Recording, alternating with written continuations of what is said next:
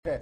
Budget इजलास से कबल हुकूमत के सामने बड़ा मसला आया पेश। बड़ा मसला क्या है जी? फाइनेंशियल कमिश्नर फाइनेंस जो है अरुण कुमार जी, वो अचानक छुट्टी पर चले गए हैं। और छुट्टी पर कब चले गए हैं? जब बजट को हतमी शक्ल दी जा रही है जम्मू कश्मीर के अंदर, क्योंकि वो सारा मामला पार्लियामेंट के अंदर रखना है। 1 फरवरी को जम्मू कश्मीर का बजट ऐवान में पेश होगा, यानी 1 फरवरी को जब निर्मला सीतारमन मुल्क का बजट अवाम के सामने रखेगी, पार्लियामेंट की पटल पर रखेगी, ऐवान के सामने रखेगी, तो उसमें ज़मीनी तौर पर जम्मू कश्मीर का बजट भी रखना है। अब ये जम्मू कश्मीर का बजट, बहुत सारे लोग मुझे ये सवाल पूछ रहे थे कि पार्लियामेंट में क्यों? जनाब, पार्लियामेंट में इसलिए क्योंकि जम्मू कश्मीर के पास असेंबली के इख्तियारात है, लेकिन असेंबली अभी है नहीं, कोई इलेक्टेड रिप्रेजेंटेटिव है नहीं वहां पर।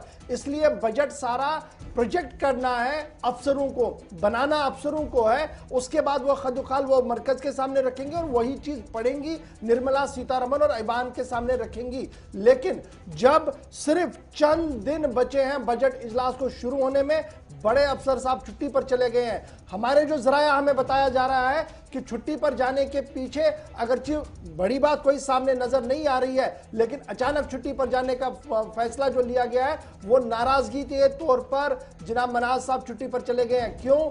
क्योंकि पिछले दिनों बड़ी अहम मीटिंग जो इंफ्रास्ट्रक्चर डेवलपमेंट की होनी थी, उसमें बड़े अफसर नहीं आए थे। उसको लेकर बरहमी का इजहार किया गया इनकी तरफ से और माना जा रहा कि अब वो छुट्टी पर चले गए। नंबर 1। नंबर 2, जो सेक्रेटरीट के कॉरिडोर और पावर कॉरिडोर से खबर बाहर आ रही है वो ये है कि ऑलरेडी इनकी प्रमोशन हो गई है जी। यूनियन गवर्नमेंट के अंदर इनको सेक्रेटरी का ओहदा मिला है, इन्हें डेप्यूटेशन पर वहां जाना है। वो भी एक वजह है कि ये पहले चले गए हैं, लेकिन उस वक्त गए हैं जब जम्मू कश्मीर के अंदर बजट को हतमी शक्ल दी जा रही है और मरकज के सामने बजट को रखना है। निर्मला सीतारमन ने 1 तारीख को बजट को पेश करना है। तो इसलिए ये बड़ी बात जो है मैं आपके सामने रख रहा हूं कि इस वक्त सिविल सेक्रेटरीट के अंदर चिमेगोइया और सिविल सेक्रेटरीट के अंदर की खबर क्या है? हमारे पास जो जरा से खबर है वो ये है कि एडमिनिस्ट्रेशन ने जो प्रोजेक्शन की है दैट इज 1.20 लाख करोड़, 1.20 लाख करोड़ रुपए का बजट होगा बापते साल